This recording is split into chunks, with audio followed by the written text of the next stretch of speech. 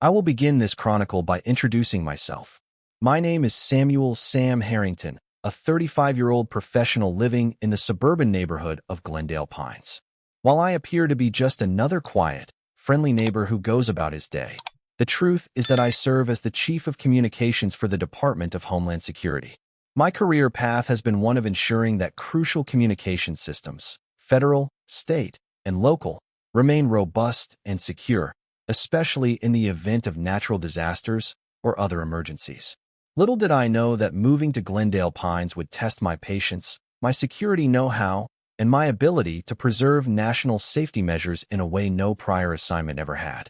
Glendale Pines is a meticulously manicured community of single-family homes, rolling lawns, and symmetrical flower beds that decorate each lot. Oak trees line the curbs and gentle hills run in the backdrop, a picturesque, postcard-perfect scene for families who commute into the nearby city.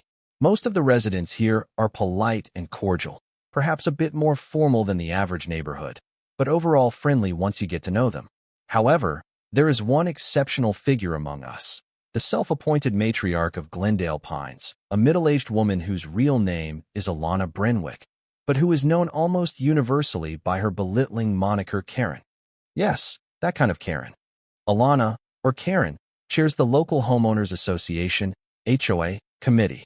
She is about 50 years old, with short, meticulously highlighted hair and an air of unwavering self-righteousness about everything from the color of one's mailbox to the speed limit on side streets.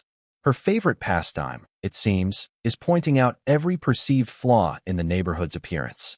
Whether it's a flower bed that doesn't match the color scheme of the house, or a children's bicycle left momentarily in a driveway, Karen believes it is her sacred duty to correct the oversight, or, more precisely, to punish the homeowner for not adhering to her unwritten style guidelines.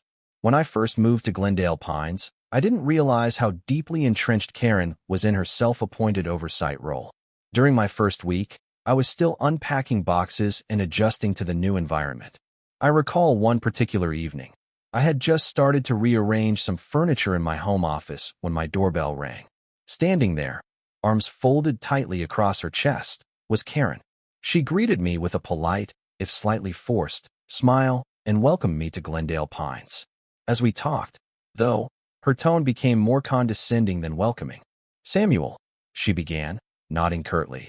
"Just a small notice, but I noticed you were parking your car a bit too close to the curb last night. The HOA guidelines state vehicles must be at least 2 feet from the curb to allow emergency access. I know you're new here, so I've printed out a copy of the HOA rulebook for you." I accepted the thick sheaf of papers with a courteous thank you, albeit with an internal eye roll. It was already clear that she ran Glendale Pines with an iron fist. Little did I know how far she would go to ensure everything here remained visually perfect, to the extreme detriment of public safety. Moving into a new neighborhood is rarely simple. There are boxes to unpack, addresses to update, and a new environment to adapt to. In Glendale Pines, I had the additional concern of tiptoeing around an HOA that seemed more intrusive than any I'd encountered before. Karen, as the HOA president, was at the center of it all. In the following weeks, I discovered the many ways Karen kept the entire neighborhood under her watchful gaze. The lawn inspection patrol.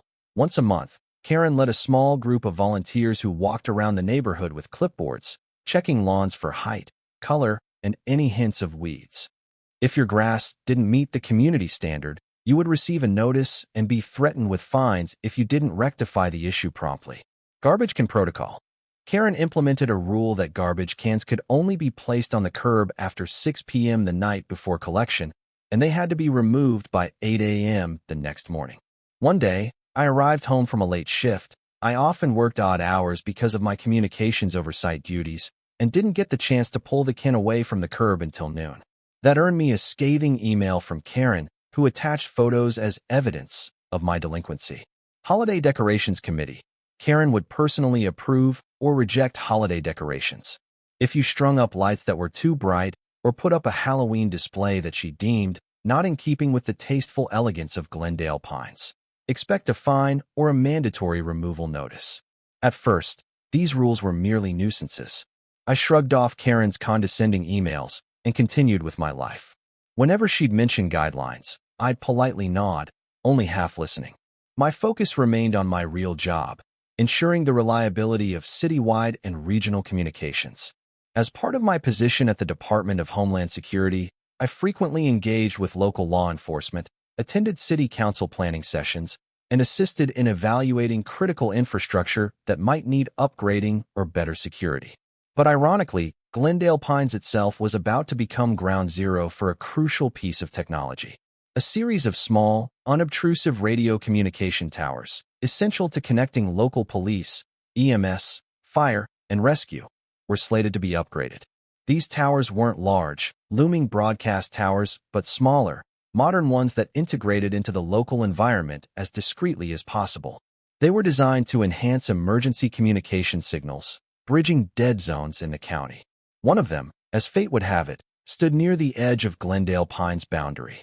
Karen hated anything she perceived as visual pollution. She championed a cause within Glendale Pines: keep the skyline clean. Her argument was that above-ground towers, even if small, could ruin the picturesque horizon. She lobbied heavily at the local city council, urging them to bury all telecommunication lines and station any towers outside Glendale Pines. Her fury escalated when she learned the radio tower near the southwestern entrance would be rebuilt, taller than before, with additional antennas. According to official city planning, this tower was one of several that would ensure swift police and medical dispatch responses in any crisis, such as severe storms, fires, or other emergencies. I was involved in the project, albeit indirectly, as I provided strategic oversight to ensure compliance with Homeland Security's communication standards. One Wednesday evening, an HOA meeting was held at the community center. As always, it was led by Karen. The main topic, the ugly tower. By the time I arrived, Karen had already whipped the residents into a frenzy with apocalyptic descriptions of how this massive steel monstrosity would ruin property values, cast shadows over the pristine lawns, and lower the tone of the entire neighborhood. From the dais, Karen ranted, "My friends, we must stand together. This tower serves no purpose other than to defile our beautiful Glendale Pines. I've done my research, and I know it can be relocated if we put enough pressure on city officials. They can keep it away from us if they really want to. This ugly tower is pure visual pollution." She nearly spat those last words, a theatrical flourish to her indignation. I raised my hand for the floor. "Karen, with respect, that tower is an essential part of the local emergency communication system. While I respect your opinions about neighborhood aesthetics, this particular project isn't just random infrastructure. It's about public safety and reliable communications, so that in the event of an emergency, be it a medical crisis or a natural disaster, our police and EMTs can respond swiftly and effectively." Karen narrowed her eyes at me as murmurs spread through the crowd. "Samuel, perhaps you're not aware that there are alternative ways to route these signals. I've spoken to experts." She didn't realize I was one of the top experts in the country on these very systems. But it was too soon to reveal my credentials. "Karen," I replied, a calm edge to my tone, "while I'm sure you have concerns, the city has done extensive studies. Relocating or burying this infrastructure would cost millions of dollars, and it might reduce the reliability of the communication network. It's not just a matter of flipping a switch or drawing new lines on a map." She sniffed disapprovingly. "Well, I think Glendale Pines deserves a more visually pleasing solution, and I will continue to pursue all avenues to see this tower moved or dismantled. Mark my words, we will not rest until that eyesore is gone." The rest of the meeting devolved into a debate between Karen's supporters, some genuinely worried about their property values, others too afraid to oppose Karen publicly, and those who understood the importance of emergency communications.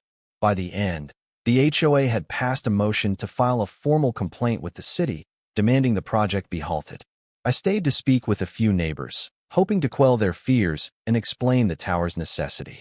As I left, I caught Karen giving me a glare that was equal parts fury and challenge. It was clear she'd already labeled me her adversary. The following weeks saw an onslaught of HOA notices. Karen meticulously examined my property for even the tiniest violation.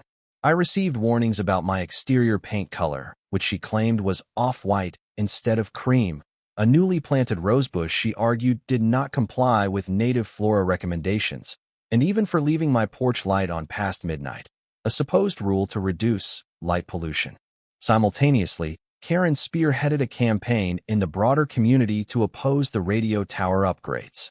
She wrote letters to the editor of local newspapers, set up a petition drive, and plastered signs around the neighborhood with slogans like "Stop the Tower, Save Glendale Pines." Her crusade wasn't entirely fruitless. She managed to delay the final approval from the city council for a few weeks. However, after careful reassessment, the council reaffirmed the plan, citing public safety's paramount importance. They scheduled the construction crews to begin the tower modifications in late spring. Karen's frustration grew. She fumed that the city officials had abandoned their constituents. She fanned the flames among neighbors who disliked city politics or saw the tower as a real threat to their home values. Some gullible folks believed every rumor Karen spread, that the tower emitted harmful radiation, would topple in a minor storm, or even serve as a secret device for government surveillance. These conspiracies became the talk of Glendale Pines, overshadowing reason or professional explanations. During this tumultuous period, I tried to maintain composure. My job required me to travel at times, visiting other communication sites to ensure system integration. But every time I returned, I found another nasty note from the HOA. Karen was pressing in every possible way to push me out, or at least render me so uncomfortable that I'd relent and support her anti-tower campaign. That only steeled my resolve to see this critical infrastructure project through. One afternoon, Karen caught me off guard as I mowed my lawn. She strutted up the driveway, wearing a pastel cardigan and a determined expression. "Samuel," she said in an oddly sweet tone, "I'd like to discuss a proposition with you." I turned off the mower. "Sure, Karen. What can I help you with?" She studied me intently for a moment. "I know you work closely with government communications. It would be in everyone's best interest if you could use your connections to shift this tower out of Glendale Pines. Don't get me wrong. Nobody here hates public safety. We just believe the tower can be placed elsewhere, maybe near the old industrial park." I tried to keep my expression neutral. "Karen, I've explained before. The location is chosen based on coverage studies. Besides, the city has already evaluated these proposals." She forced a smile, frustration evident in her eyes. "You're a well-informed man, Sam. I'm sure you'd agree it would be better for the community, for property values, and for overall harmony if that tower found another home." Her implication was as clear as day. She was practically asking me to abuse my professional authority to sabotage the project from within. That was neither ethical nor feasible. "Karen, I can't help you," I said with calm finality. Her mask of pleasantry slipped just a fraction. A slight narrowing of the lips betrayed her anger. "You just don't see what's at stake, do you? Soon enough, Glendale Pines will be swarming with law enforcement, city workers, and who knows what else. The noise, the dust, the metal towers scraping the sky. It's an abomination. I'm only trying to protect our neighborhood from that assault on our peace." Then she turned on her heel and marched away. I stood there, a pit in my stomach forming. I had no doubt that Karen was up to something. She wouldn't ask me to sabotage the tower unless she was prepared to escalate her tactics. But I had no inkling, at that moment, of just how far she'd go. Late spring came. On a bright Monday morning, construction crews from the city arrived to begin the scheduled modifications to the radio tower at the edge of Glendale Pines. Some of the large trucks rumbled along the side streets, carrying equipment. Workers in bright orange vests set up safety cones and barricades, preparing for the multi-week project. In an almost immediate response, Karen and a handful of her staunch supporters staged a protest at the site. They held signs that read, "Don't scar our skyline," and "Save Glendale Pines." Despite the mild inconvenience to traffic, the work continued unabated. The city had all the required permits in order, and the local authorities, aware of Karen's reputation, politely asked the protesters to stay behind designated safety lines. Many Glendale Pines residents, upon witnessing the unwavering resolve of the work crews, realized that the tower's upgrade was indeed inevitable. Some relented and accepted it as a necessary part of modern life. Others continued to grumble, but they carried on with their daily business. Karen, however, was not ready to concede defeat. She launched a daily email campaign, targeting city council members, the mayor's office, and even local TV stations. She demanded that the tower work be halted, threatened to sue for noise pollution, and declared the city was ignoring the voice of Glendale Pines. One local reporter came to do a short segment on the community pushback, but it aired only once, overshadowed by other pressing local news. Meanwhile, I quietly monitored the tower's progress from my vantage point as the DHS communications chief. The city's contractors had a tight schedule. The new segments of the tower would be installed within a few weeks, after which the local emergency dispatch signals would be tested, integrated, and brought fully online with the updated hardware. Everything was on track. Karen's efforts, while annoying, weren't threatening to stop or even slow the construction. A few neighbors, fed up with Karen's constant meddling, decided to band together for a more reasonable approach.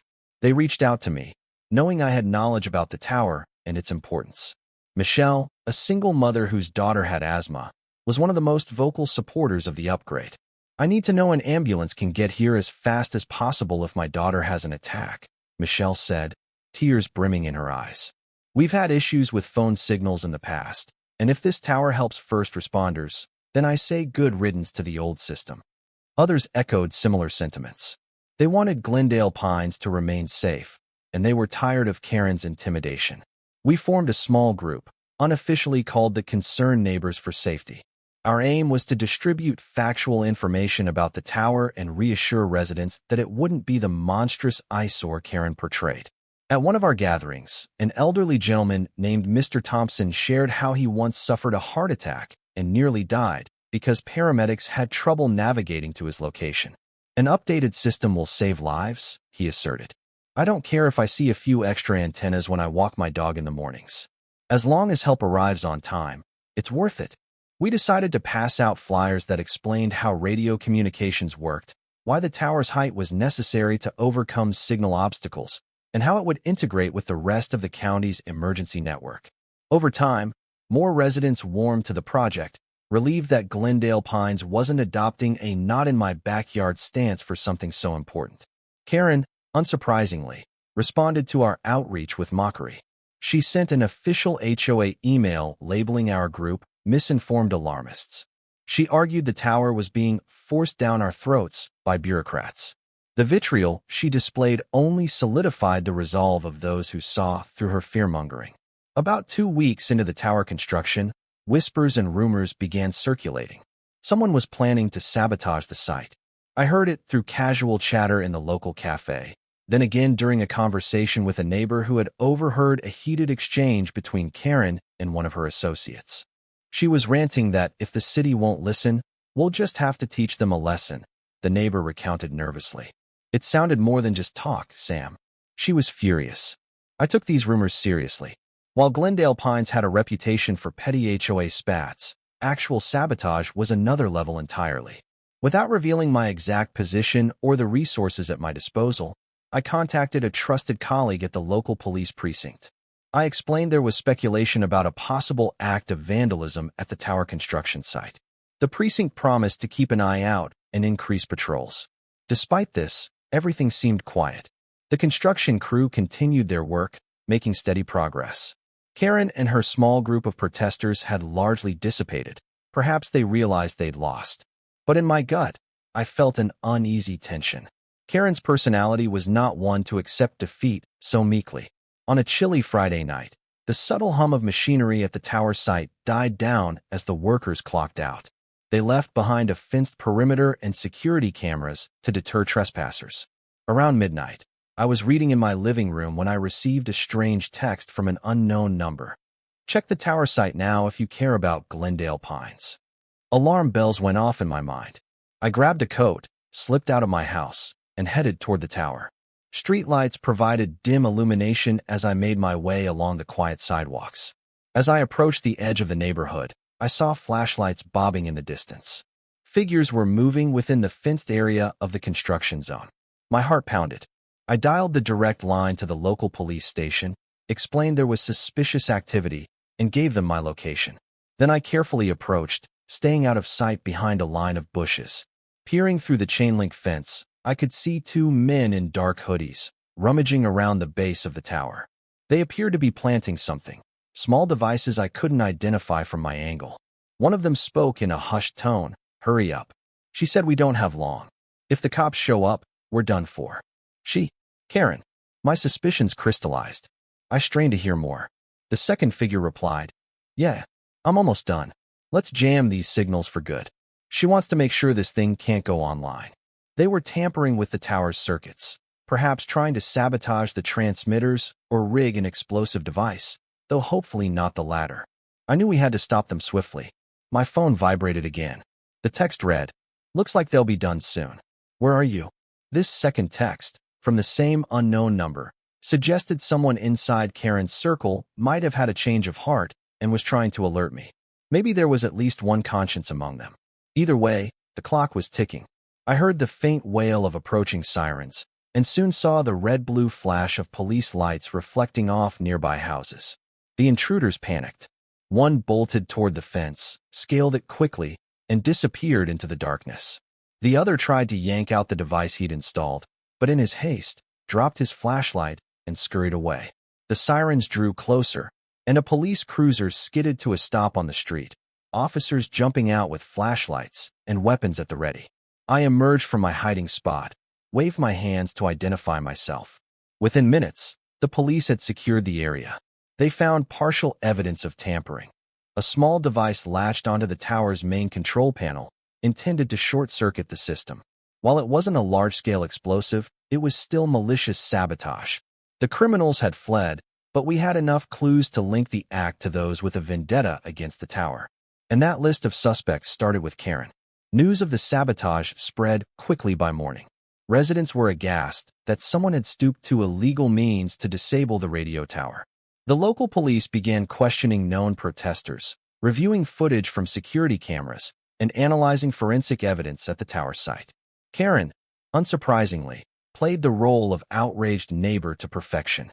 "This is exactly why I said Glendale Pines couldn't handle this tower," she proclaimed to a small crowd at the community center. "It attracts criminal elements and stirs tension. Now, look at the danger we've been put in." Some residents, exasperated by her constant theatrics, shouted back that she'd been the chief instigator of all the tower controversies. Others demanded an investigation into whether the HOA had any role in this sabotage. Karen feigned insult, snapping that her only crime was caring too much about Glendale Pines. The police had few leads, just the partial footprints near the tower, the dropped flashlight, and the sabotaging device. They discovered that the sabotage device had been purchased from an electronics supplier in the city, but the buyer's identity was hidden by a cash transaction.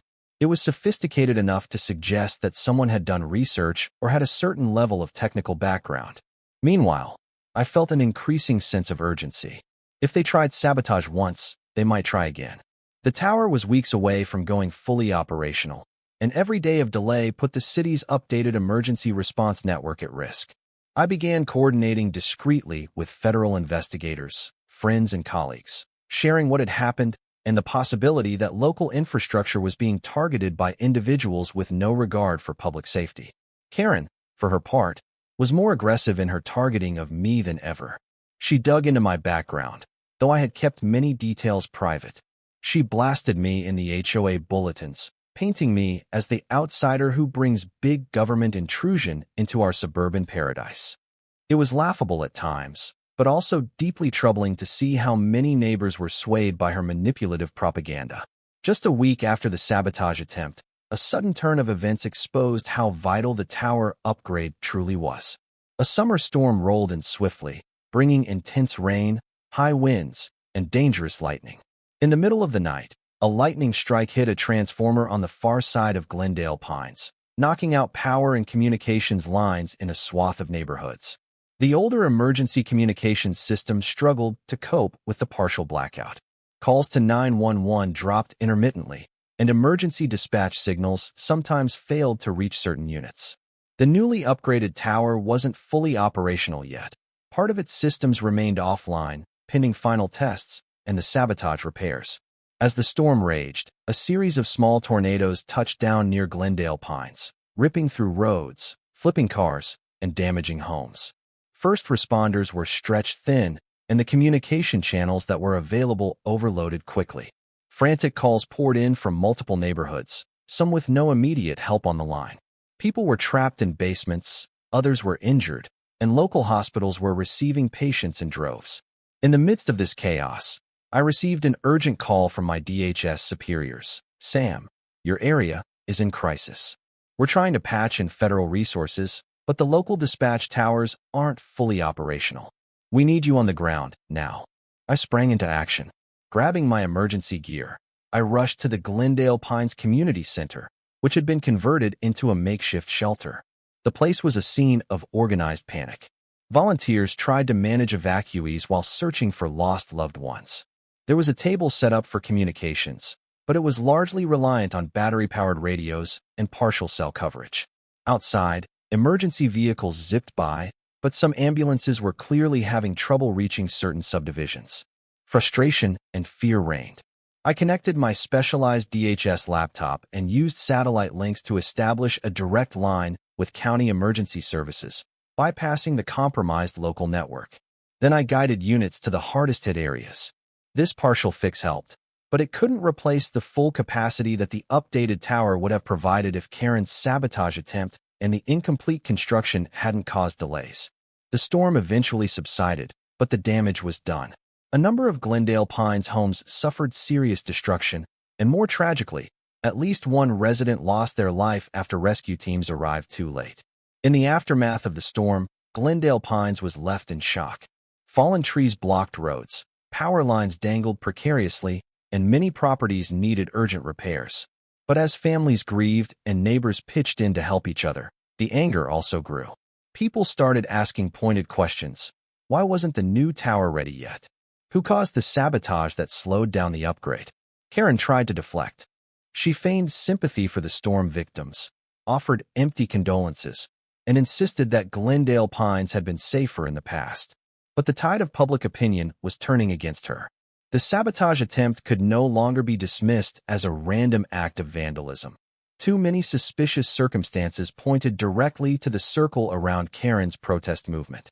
She was overheard on multiple occasions ranting that she'd do anything to stop the tower. There was talk that certain individuals had seen Karen meeting privately with men who matched the description of the sabotage suspects. An intense investigation ensued, involving local law enforcement and federal agents. Given the impact on emergency infrastructure, sabotage became a federal offense with serious consequences. Search warrants were executed on the homes of Karen's closest associates, and evidence gradually emerged. Emails, text messages, and digital footprints traced back to accounts used to research sabotage methods and purchase advanced electronic parts. The link to Karen was undeniable. But the final nail in Karen's coffin came when one of her conspirators flipped. The same unnamed insider who had texted me that night, someone disillusioned with Karen's extremes, came forward, struck a deal with the district attorney, and testified that Karen personally funded and directed the sabotage operation.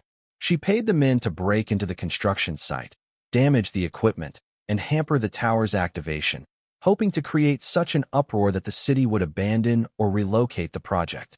When confronted with this evidence, Karen responded with her trademark arrogance. She insisted she was protecting property values, ridiculed the police for believing the lies of a traitor, and even tried to play the victim card, claiming that she was being harassed by an overzealous local government. But the forensic evidence was incontrovertible.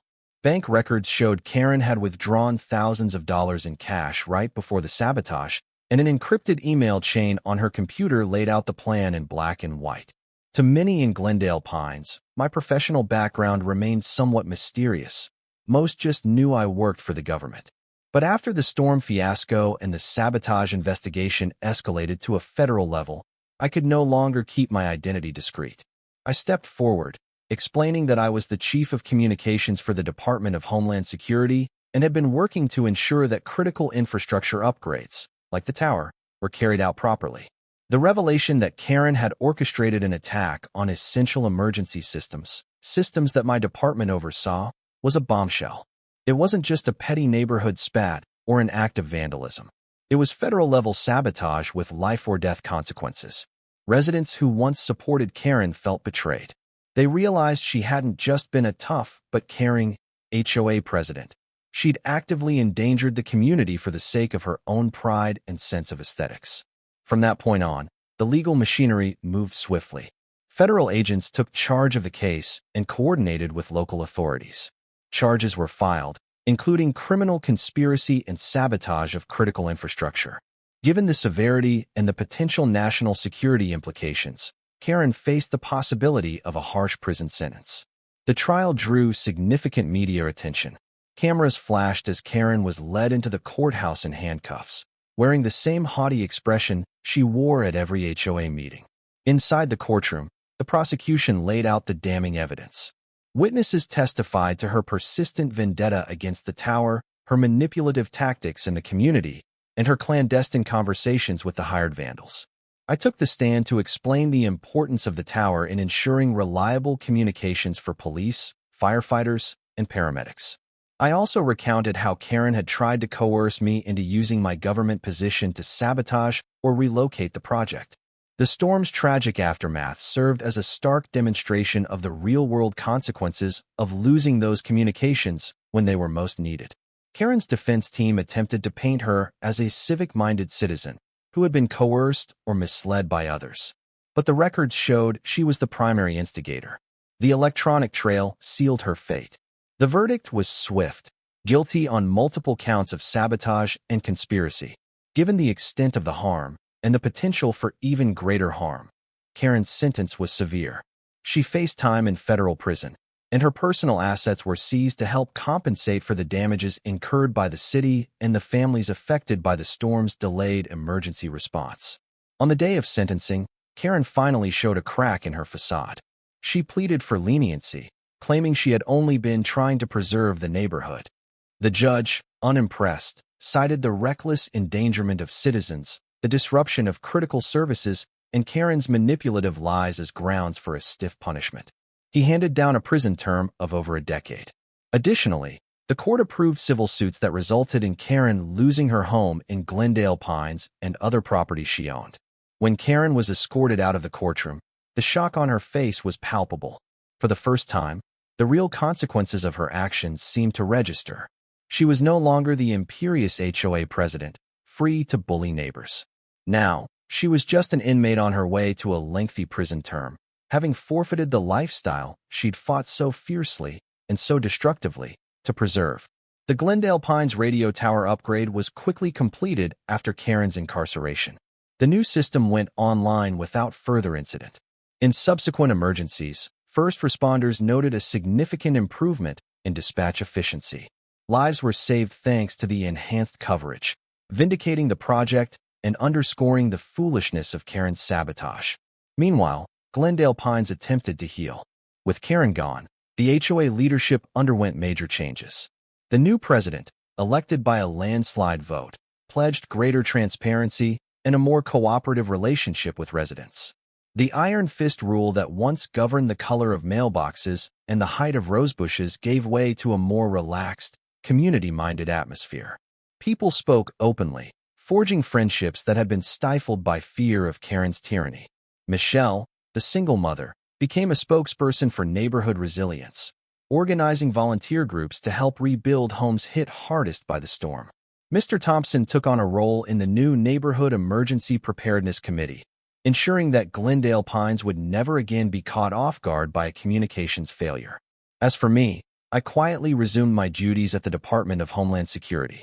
I still lived in Glendale Pines, enjoying the calmer environment that emerged after Karen's downfall. Sometimes, I'd look out my window in the early morning and spot the gleaming radio tower at the community's boundary, now a silent sentinel that symbolized the importance of effective communication and the cost of hubris.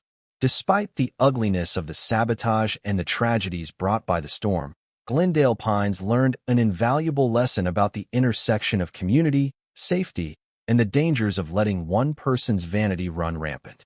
Karen, or the HOA Karen, as some had nicknamed her, would remain a cautionary tale, a reminder of what happens when arrogance eclipses empathy, and when personal agendas ignore the greater good. In the end, justice prevailed. Karen was gone, spending her days in a federal prison, stripped of her influence and property. The radio towers now stood firm, ready to ensure swift assistance whenever the next crisis arrived.